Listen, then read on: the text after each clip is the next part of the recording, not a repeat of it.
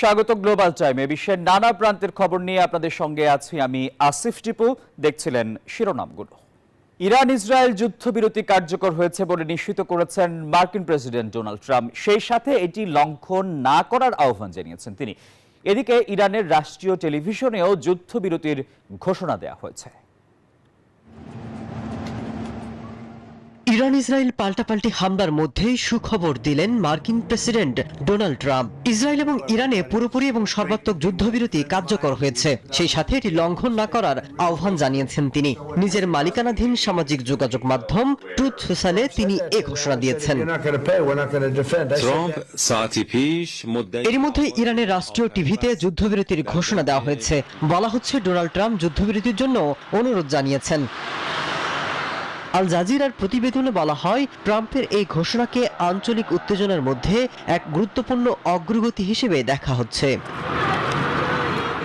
যদিও ইরানের পররাষ্ট্রমন্ত্রী আব্বাস আরাকচি জানিয়েছেন, এখন পর্যন্ত যুদ্ধবিরতি বা সামরিক অভিযান বন্ধের বিষয়ে কোনো চুক্তি হয়নি। তবে ইসরায়েল হামলা বন্ধ করলে পাল্টা হামলা চালানোর ইচ্ছা নেই তেহরানের। এদিকে ইসরায়েলের 3 জন কর্মকর্তা রয়টার্সকে জানিয়েছেন, শীঘ্রই ইরানে হামলা গুটিয়ে আনার পথ খুঁজছে ইসরায়েল। এই বার্তা তেল আবিব এরই মধ্যে যুক্তরাষ্ট্রকে মধ্যপ্রাচ্যে আধিপত্য হারানোর ভয়ে মরিয়া হয়ে উঠেছিলেন ট্রাম্প। অবশেষে 12 দিন হামলা পাল্টা হামলার পর শুরু হলো যুদ্ধবিরতি। মার্কিন আধিপত্যবাদকে বৃদ্ধাঙ্গুলি দেখিয়ে কাতারে হামলা চালানোয় ইরানের রাস্তায় রাস্তায় বিজয় উল্লাস। ইরাকেও হয়েছে বিশাল শোডাউন মিছিল।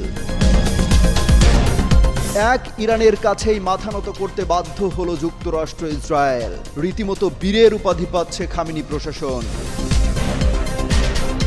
যুদ্ধবিরতি শুরুর আগ মুহূর্তে ইসরায়েলে ধ্বংসযজ্ঞ চালালো ইরান। এই যুদ্ধে সবচেয়ে ভয়াবহ হামলা বলছে তেল আবিব। মধ্যপ্রাচ্য থেকে মার্কিনীদের নিশ্চিহ্ন করার মিশন শুরু করেছিল ইরান।